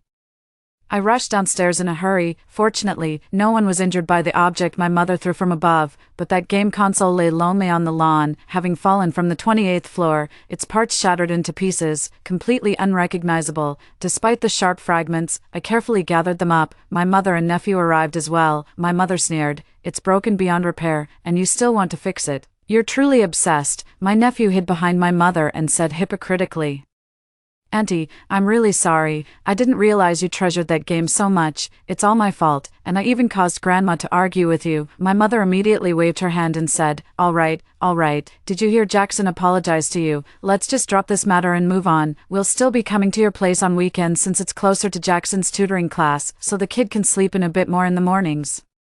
Seeing me ignore her and continue collecting the fragments of the game console, she said impatiently, "Hey, I'm talking to you. Are you pretending to be deaf?" I straightened up and said calmly, "Are you feeling quite pleased with yourselves? I could easily pick him up and throw him downstairs just like you threw my game console. Do you know why I didn't do that? It's not because I pity his worthless life, but because I have more public decency than you. I don't care if your grandson dies, but other people's bright futures shouldn't be ruined in an instant. Did it ever occur to you that throwing a game console could kill someone?" Hearing my words, a cold glint flashed in my young nephew's eyes as he said sinisterly, "Are you really going to let Grandma go to jail? If someone actually gets hit when the police come, I'll say it was you who threw it, with no surveillance cameras. Who can prove otherwise, at such a young age? He's already this malicious."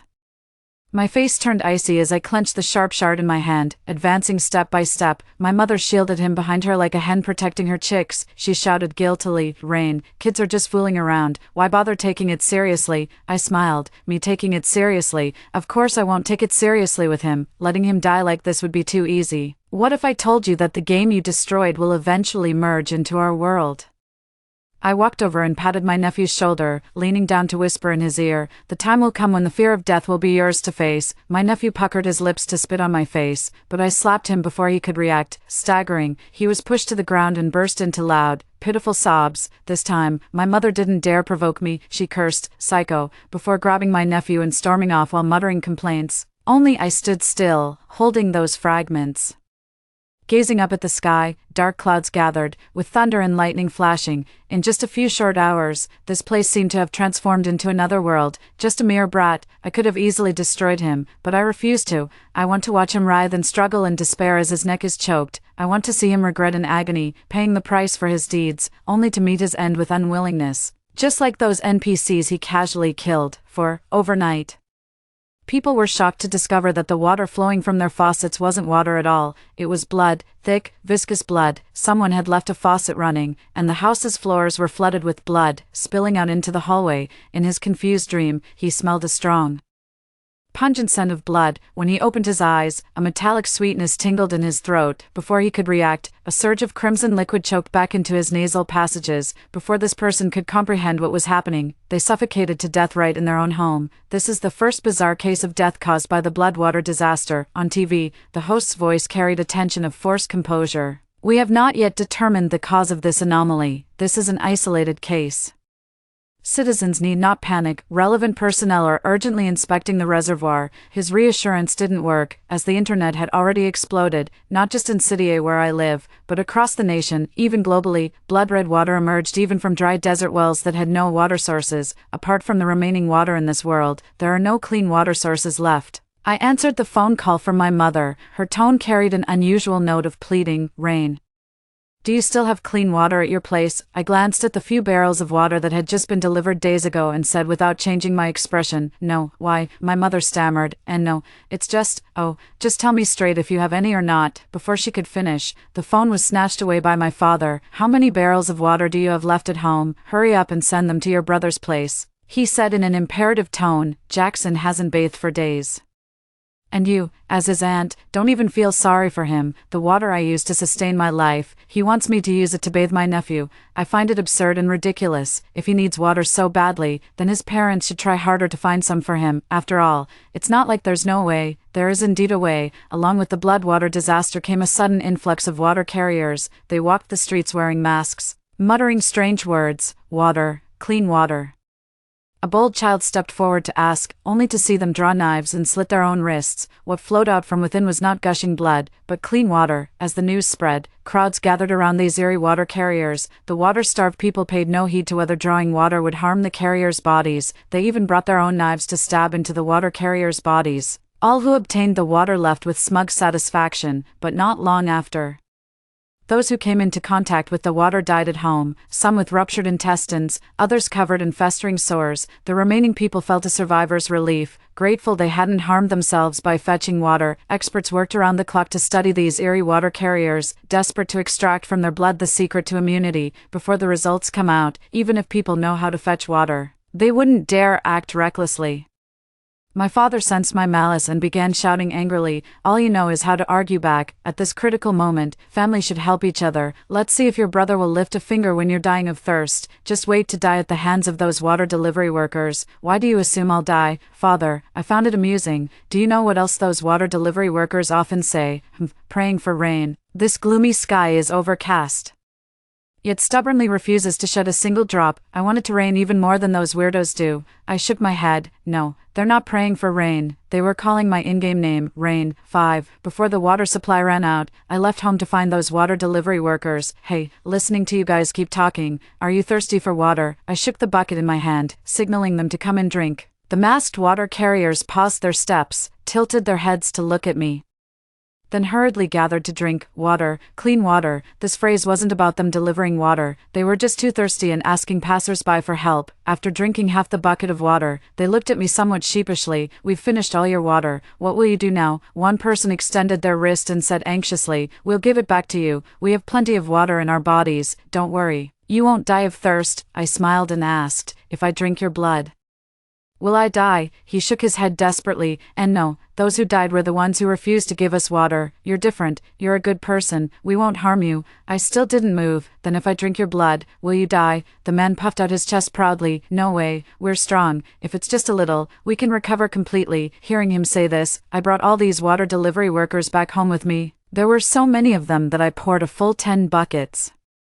And even went out to give some to the scavenging elderly nearby. One good turn deserves another. Without giving, one seeks to take from others. Isn't it only natural to face retribution then? How can someone not understand such a simple truth? I stopped by the grocery market on my way. The usual hustle and bustle was gone, with only a few scattered stalls remaining. The lobsters and king crabs that used to fetch high prices were now foaming in dry tanks, cheaper than a wild weed. I bought a lot to take home, and the water delivery workers happily feasted. The room was filled with the aroma of butter as they devoured the food, their eyes sparkling. "Ma'am, you're so kind, such a good person, and your cooking is delicious. It reminds me of someone else." I knew who they were referring to, but didn't respond, just gently ruffled their hair. I also received news from my brother's side. I heard they initially splurged on water, convinced I would come to deliver more. After I refused, they turned to malicious intent. My brother forcibly broke in, violently assaulted the lone male neighbor, and stole his meager remaining water supply. Without water, the young man slowly died at home, with the stench of his corpse lingering daily. He was just an ordinary office worker employed at a nearby factory. In this bustling city, he was a stranger with no relatives or friends. Even if he died violently at home, the news would take a long time to reach distant provinces thousands of miles away. My brother said triumphantly, "Insignificant ants like these are easiest to handle. After this disaster passes, even those seeking revenge won't know what hit them." The picture he posted on his social media was of my nephew taking a bubble bath. He played with the rubber duck in the water, displaying an innocent demeanor, completely unaware of worldly affairs.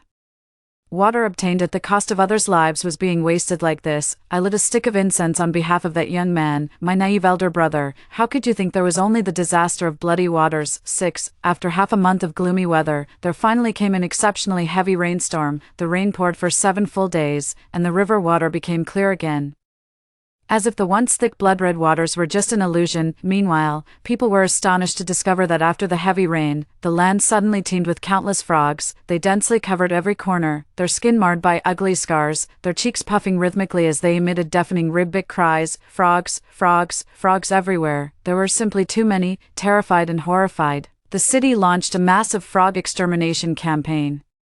Yet every man who came into contact with the frogs found his belly slowly swelling up like a balloon, as if some life was gestating inside. The second calamity, the plague of frogs, descended in an utterly terrifying form. My brother also joined this bloody campaign, bringing along my nephew. My brother taught my nephew from childhood that true manhood lies in understanding slaughter. They killed so many frogs that their bellies swelled larger than other men's, like carrying multiple fetuses.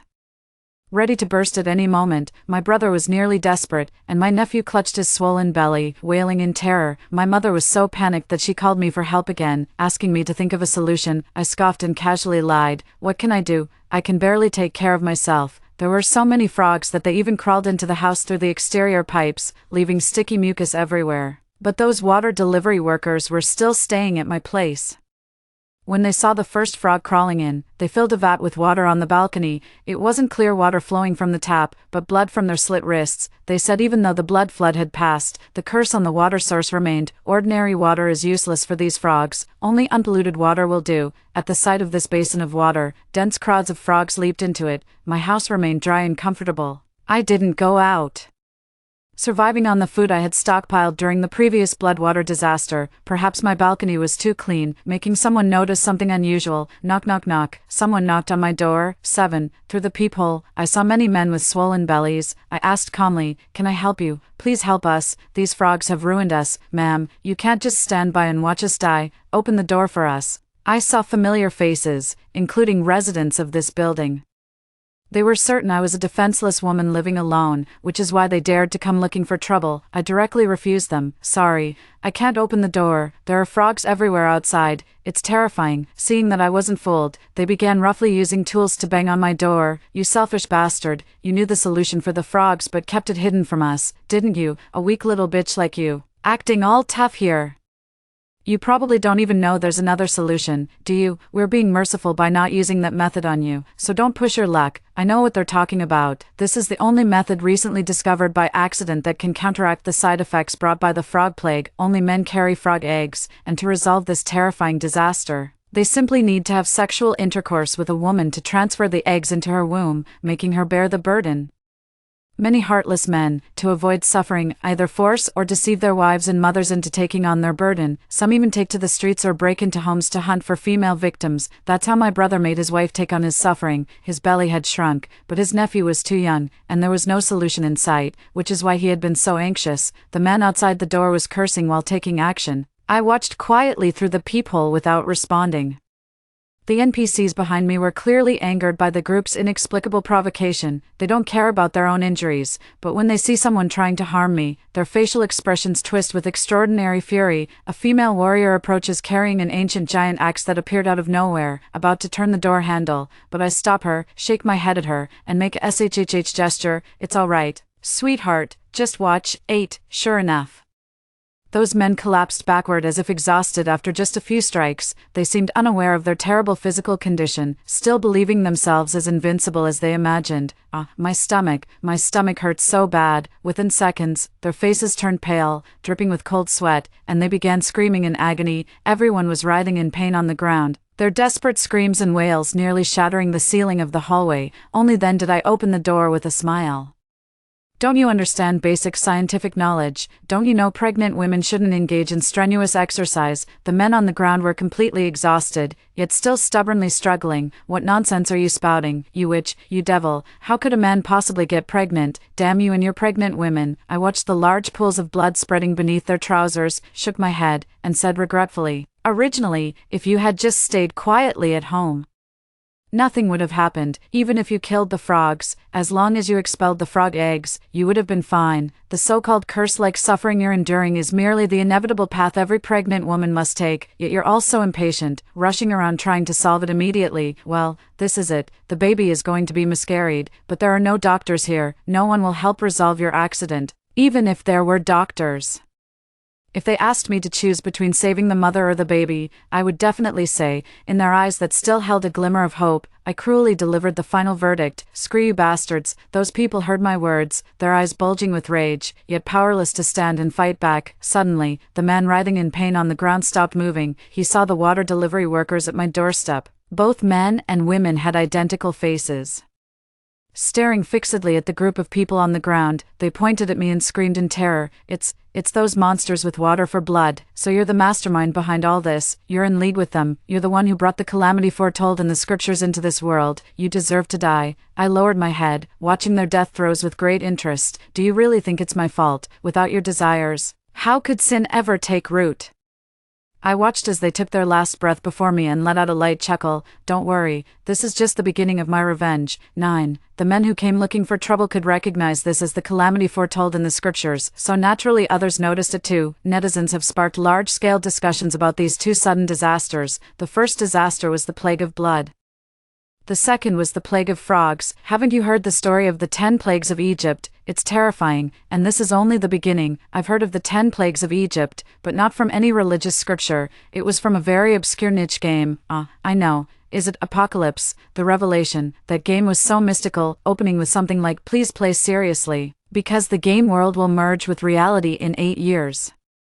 I remember this game too. It's about surviving 10 plagues with a group of indigenous people and then rebuilding their homeland, but it was so long that I never made it to the later parts. Why bring up games when the discussion is about disasters? LOL. Do you actually believe game worlds could merge with reality, because the scriptures' prophecies didn't mention those water carriers from the blood water plague? Don't you think their appearances are strange? They all look exactly the same, like NPCs in a game. By sheer coincidence, they stumbled close to the truth. However, this discussion did not attract much attention. After confirming that it might be the 10 plagues of Egypt descending, all departments began preparing preventive measures for the upcoming disasters. While they were taking action, I was at home repairing the game console. Ever since I picked it up, I haven't stopped working on the repairs. The game console was smashed to pieces, but fortunately all the core components were intact. The reason I picked up the game console again was because I knew the root source of the disaster lay within it. As long as I load the save file and turn off the disaster, I can prevent the subsequent events from happening. But just as I finally fixed the console and was about to re-enter the world,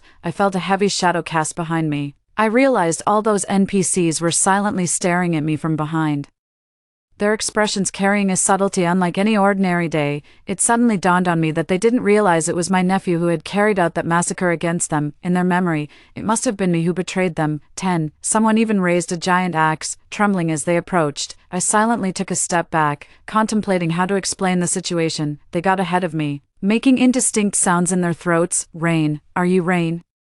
Their faces looking at me were all identical, creating an oppressive terror. I remained silent under this pressure for a long time before finally admitting it outright. It's me, but I didn't do the things that hurt you. I was prepared for them not to believe me and to retaliate against me, but those dark, shining eyes looking at me showed no trace of hatred or similar emotions. On the contrary, they gradually filled with tears. Thank goodness, you're okay. Unexpectedly, they rushed over and hugged me tightly, one embrace after another, warmth radiating from where our skin touched. So comforting. We knew you wouldn't do such a thing, so we were terrified, not knowing who was threatening you. I came to this world, just to make sure you're safe. The female warrior who raised the giant axe swung the massive weapon again, looking at me with her wet, gleaming black eyes. If anyone bullies you, use this to chop them down.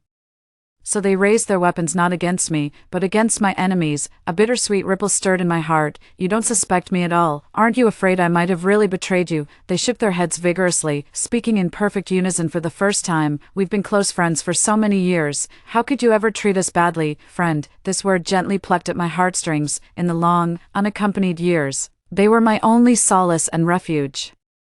They tilted their heads and looked at me. Rain, do you want to re-enter the game to prevent the disaster from coming, even if this world has many bad people? After all, this is still the place where you live, right? I logged into the game, loaded the save file, and shook my head. No one knows that as long as the game save exists, I can manually disable disaster permissions to affect reality. But those who deserve punishment haven't met their rightful fate yet.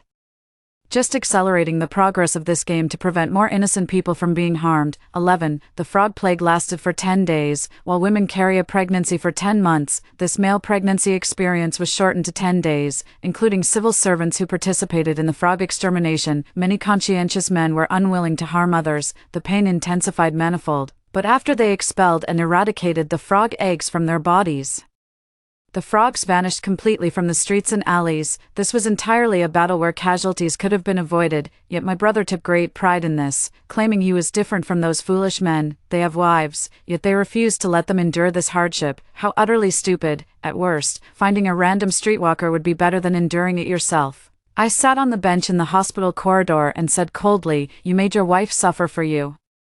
So she ended up in the ICU." My brother's face darkened, and just as he was about to scold me, my mother tugged at his sleeve. "Stop fighting over an outsider, you siblings. How disgraceful," I scoffed. "An outsider? Isn't she my brother's wife and the mother of my nephew?" They all fell silent again, until my nephew was the first to break the quiet. With innocent loudness in his voice, he asked, "If Mom has to stay in the hospital, who's going to cook dinner tonight?" His words made everyone present change their expressions. Even the passing nurses turned their heads and started whispering among themselves. My brother, having failed to vent his anger on me and then being publicly humiliated by his ill-mannered son, immediately flew into a rage and viciously slapped my nephew, scolding, "What a filial son you are. Your mother is sick, and you're still concerned about whether she can cook." My nephew was stunned by the slap and immediately collapsed to the ground, rolling around and wailing loudly, "Grandma's cooking isn't even good. What's wrong with me?" asking, "You all just bully me." As he kept crying, he probably caught sight of me standing by with a cold smile out of the corner of his eye, and stubbornly lunged at me to grab me. In his eyes, Aunt was the least respected person in this family, unloved by father and mother, yet still having to make way for her brother's life, so it's only natural and justified for him to throw a tantrum at me. "It's all Auntie's fault. It's that damn game of yours that made Mom like this." I raised an eyebrow and gave him a hard kick before he could cling to me. 12. Rain, what are you doing? That kick of mine was no joke. My dad, Mom, and brother all rushed over to protect their family jewels. My mom's face twisted like an angry lioness. "Rain, is what the kid said true? I also remember that damn game console of yours. You even went crazy cursing us back then." My brother looked like he wanted to hit me, but he's too concerned about appearances to make a scene in public, so he just hugged his son and started yelling insults at me, his face twisted in disgust. "Rain, I knew you were crazy, but I never imagined you'd be this insane. We should have sent you to a mental institution long ago. Wasn't it normal for you to get bullied at school? Who told you to be such a freak? Obsessing over that bizarre game of yours all day. And now you've even developed some delusional disorder. How dare you lay hands on my son? I'll kill you right now." Seeing so many people backing him up, the nephew began tearfully making his accusations. "She even threatened me, saying, 'Soon it'll be your turn to face the terror of death. She's the real villain here.'" They all looked at me, and I innocently spread my hands. You believe the words of a little kid? What I said was just out of anger. Besides, the authorities haven't even announced where these disasters came from. How could I possibly have that kind of power? Some other patients who had been listening finally spoke up, and one sister couldn't hold back anymore. "How can you have the nerve to bully a young girl like this? A brat like that should be properly disciplined. What are you causing a scene in the hospital for?" She pointed at the burly man beside her, then looked at my brother with disdain. "My husband is 100 times better than a loser like you. He went to help the neighbors exterminate frogs but ended up getting pregnant himself. I took care of him for 10 days while he kept complaining about feeling awful, unlike you, who actually made your wife suffer. How shameless." My brother initially wanted to argue back, but the burly man's physique was equivalent to two of him, like a moving mountain of flesh. He backed down, gave the woman a once-over, and snorted coldly, "Of course. My wife isn't as pretty as you, so she wouldn't fetch as high a price." The once delicate-looking burly man immediately straightened up upon hearing this, clenched his fists, and scowled. "What the hell are you spouting, you wretch? Dare to run your mouth one more time." As sparks flew between the two groups, I slipped into the hospital room. My sister-in-law has been transferred out of the ICU, but it's unclear how much of the outside conversation she heard. That once beautiful and full face had become pale and gaunt. "After all this, do you still intend to keep living with him?" The person on the bed trembled their eyelids slightly but didn't open them, as if this could help them escape reality. I leaned closer to her and sighed. "Marriage is for happiness, and so is divorce." Without another word, I left the hospital room, but the moment I turned away, I thought I saw a clear tear fall from those tightly shut eyes. 13. Thanks to prior preventive measures, the subsequent disasters caused significantly milder effects: the third plague of lice, the fourth plague of flies, the fifth plague of livestock pestilence, the sixth plague of boils, the seventh plague of hail, the eighth plague of locusts. One after another, people survived unscathed and breathed a deep sigh of relief. No one knew this was merely the result of me lowering the game's difficulty. My brother no longer pays attention to these harmless disasters. What's been bothering him lately is that his once obedient wife started demanding a divorce after he was discharged from the hospital. He got beaten up for no reason in the hospital, which already made him furious, and this just made him even angrier. But no matter how he threatened or argued, my sister-in-law would rather die than live with him again. They had a heated argument at home and dumped their nephew, the burden, on me to take care of.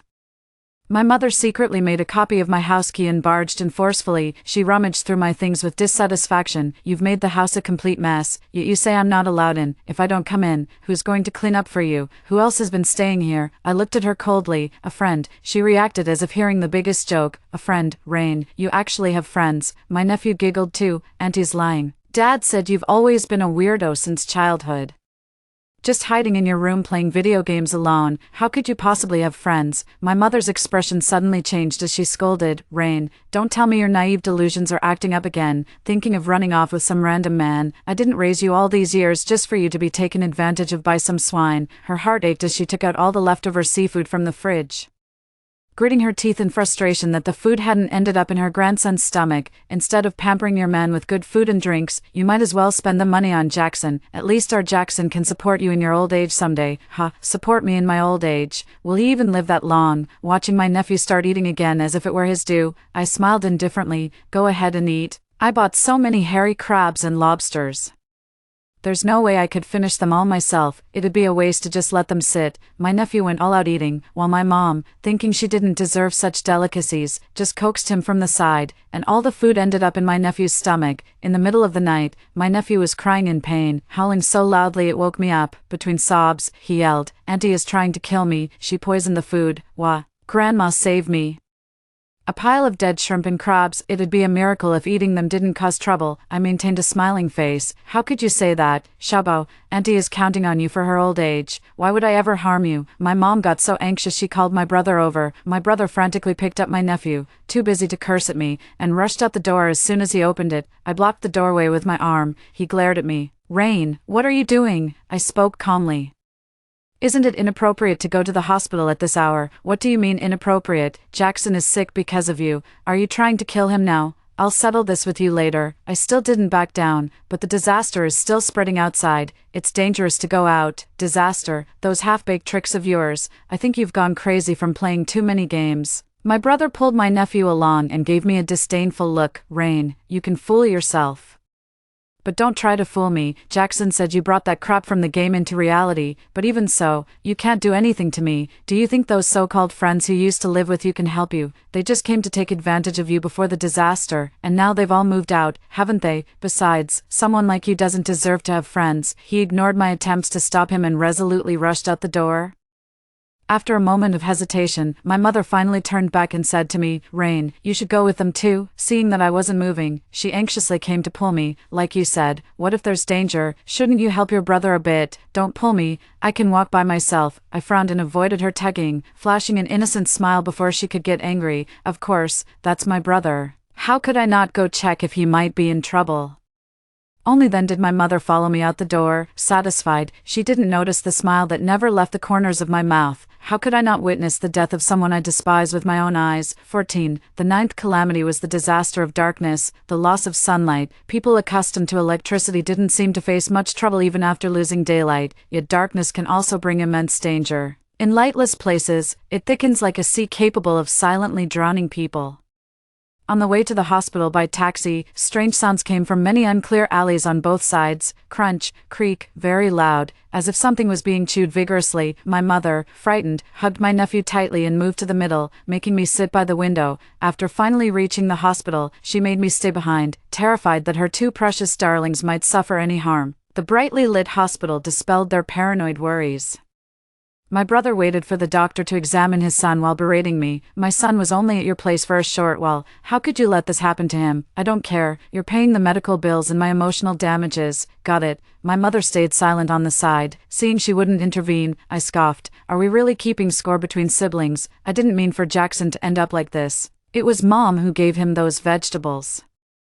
Little did I expect these words to completely infuriate my brother. He sprang to his feet, pointing at me and yelling, Our family has raised you to this age. How much money have we poured into you? If Mom hadn't accidentally gotten pregnant with you, there wouldn't even be a place for you in this family. All the money you've spent should have been mine. Making you pay back this little isn't even being petty. I haven't even settled all those accounts with you yet. People around us started looking over. My mom tugged at my sleeve, signaling me not to argue with my brother, but I stepped away. Fine, since you love keeping accounts so much, let's settle them one by one. My brother puffed out his chest and said defiantly, you're the one who said it counts. Raising you all these years has cost nearly $1 million, right? I'll consider Jackson's medical expenses as rounding off the debt. Go find $1 million to pay me back. He held out his hand to me. Hand over your bank card. What's the PIN? You can work to pay off the rest you owe me. I blinked. Even if I owe you $1 million, you owe me $10 million. We can't settle it like this. My brother got agitated. Where do I owe you money? Do you know how much mom and dad have secretly given me? How could you possibly have $10 million for me to owe? I said calmly. Your son broke my gaming console. The device itself can cover your measly medical expenses, but the account is worth $10 million.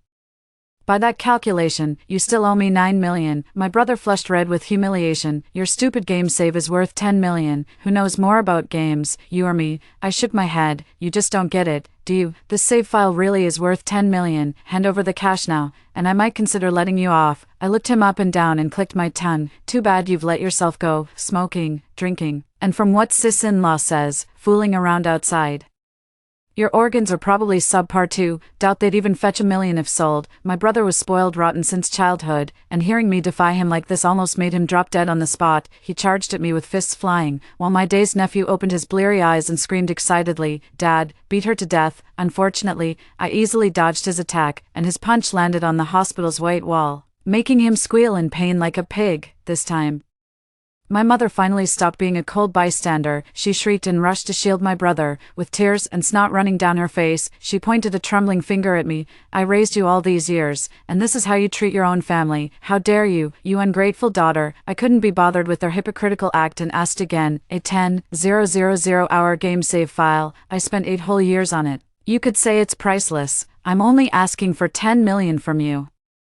Which is actually a steal, so you're really refusing to compensate me. My brother spat in contempt and sneered. Pay you back, for something you can just replay. What's the big deal? You love that damn game so much anyway, you wouldn't mind playing it for another 8 years. I'd rather die than compensate you. I nodded, completely unfazed by his provocation. Fine, you said it yourself. Don't regret it. What could I possibly regret? He didn't finish his words, stopping halfway in terror.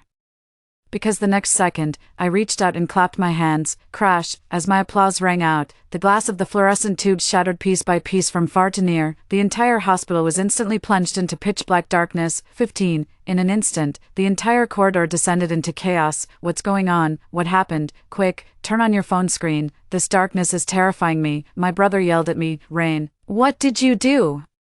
Why did the lights go out the moment you clapped your hands? I replied with a smile. Nothing at all. You wouldn't seriously think it's such a coincidence that the lights went out when I clapped, would you? In your words, I'm just a useless otaku who loves playing games. Since you don't believe games can become reality, what does this have to do with me? My brother wanted to keep scolding me, but his voice was drowned out by the panicked crowd. The darkness disaster already arrived long ago. But it never affected power supply before. Could this be a new catastrophe descending upon us? Wait, something's not right. Did you all hear that sound? The noisy chatter of the crowd stopped as everyone held their breath to listen. An eerie silence fell, broken only by the discordant wails of my nephew Jackson echoing through the air. Our family drama had already drawn a crowd, and now people started making snide remarks. Whose child has such bad manners? Crying and crying, you'll cry all the luck away. Can you stop making such a racket? There really is something moving over by the stairs. My mother was displeased. Why pick on a child? Jackson, come here to Grandma. Her words went unanswered as the child's crying suddenly stopped, or rather, another sound answered her instead. Clickety-clack, creak-creak. The furtive sounds we heard while passing the dark alley re-emerged in this confined space, amplified infinitely by the surrounding silence. Someone gulped, their voice trembling. What the hell is making that noise over there? Where are your phones? Turn on the screens. Someone's voice had already cracked. No, have you tried it yourself? Pressing it doesn't light up. Not a single glimmer. Can't see anything. What the hell is over there? Everyone turned to flee. Stumbling blindly in the dark chaos, while I stood quietly in place, watching them trip and tumble over each other in their scramble. Honestly, they should be grateful they can't see right now. If they could see what I see, they'd probably be too terrified to even think about running. Frozen in sheer horror, those eerie NPCs had somehow appeared right beside my nephew without warning. They gripped his cheeks and yanked out the noisy tongue between them. Their hands melted into dark, viscous liquid. And that crimson thing instantly detached. Click, clack, crunch, crackle, it tumbled in the palm, where skin contact should have been gentle, yet produced eerie sounds of sharp teeth gnashing. Before death, my nephew gained the same ability as me to see in the darkness. He saw the faces of those NPCs and realized they were identical to the ubiquitous background characters from the game he had destroyed, recoiling in terror. I leaned close to his ear and whispered, "Regret it. You can casually hurt them, and they can just as easily hurt you back." My nephew crawled toward me as if seeing a savior, frantically signaling for me to help him. Tears mixed with snot streamed down his plump cheeks, making it impossible for anyone to feel even a shred of sympathy. I shook my head and sighed, repenting now. It's far too late. From the moment you didn't care about destroying my hard work, even felt at ease enjoying everything gained by occupying my resources.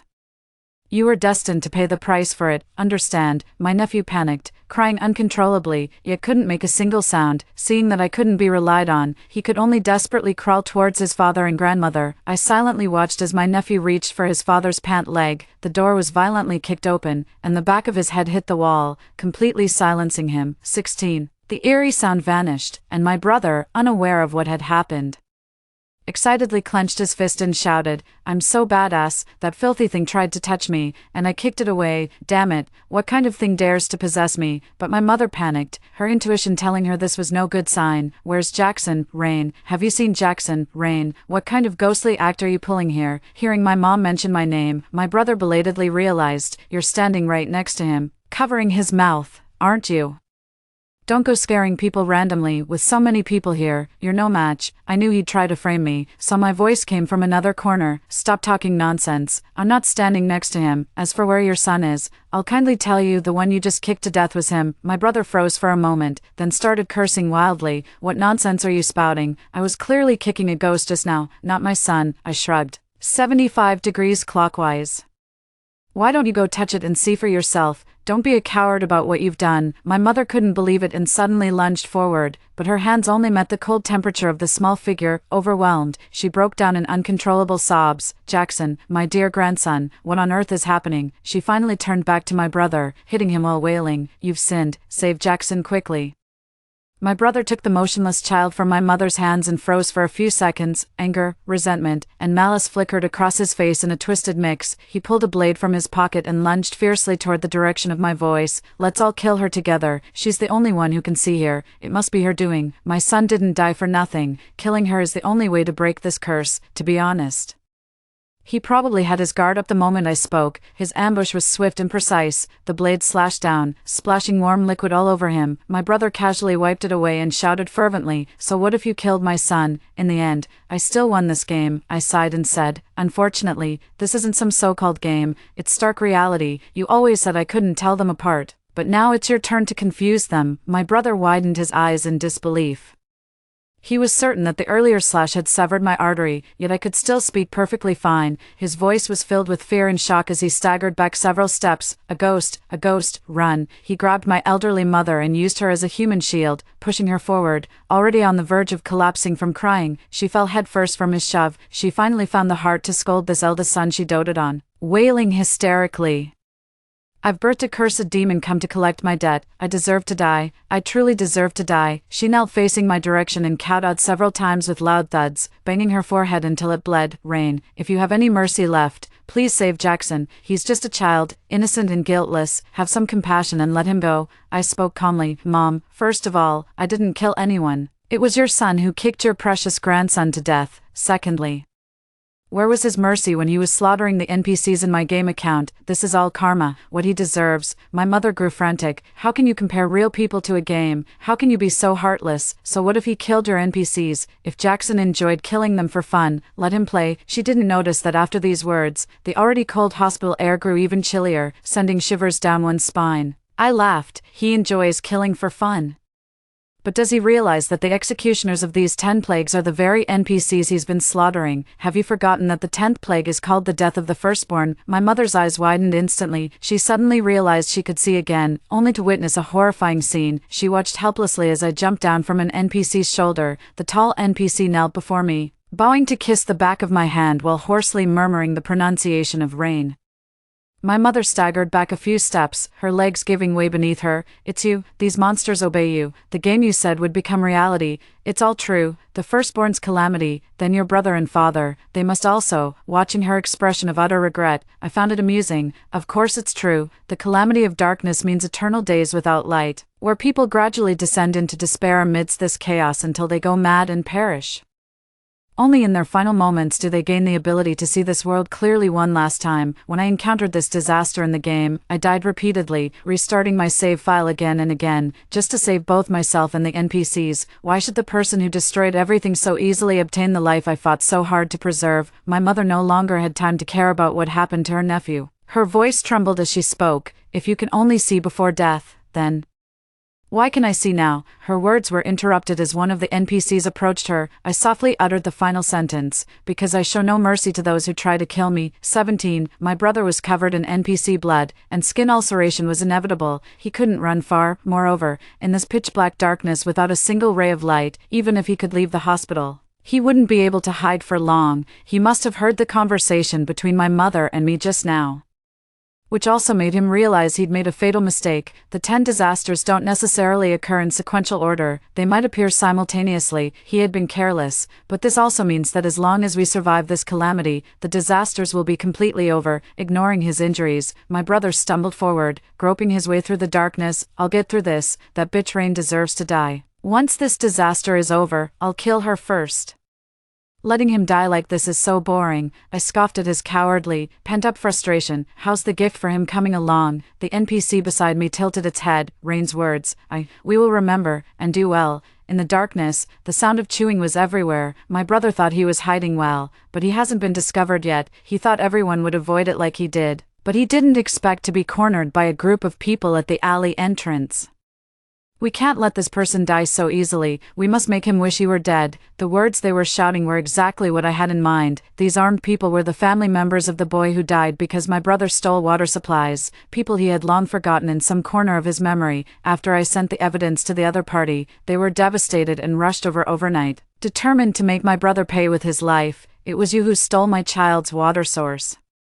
Don't even think about living peacefully. Every day I greet the NPCs inside, and for those without names, I've given them code names. =, he kept wailing. Isn't all this Rain's doing? How can you guys see anything clearly? This isn't fair. He didn't know that, apart from gaining the ability to see before death, those who had committed no evil during the previous disasters could also see in this darkness. It was his own wicked deeds that pushed him completely onto the path of no return. As my brother lay dying, I approached him and asked, "Do you regret it?" Hearing my voice, my brother clung to me desperately as if I were his lifeline. Rain, make them stop right now. They're committing murder. I won't hold Jackson's matter against you anymore. Just save me. He was frantic, but I remained completely calm, saying slowly, "How about trading it for 10 million now?" Willing to make the deal, at this life or death moment. My brother couldn't afford to hesitate anymore.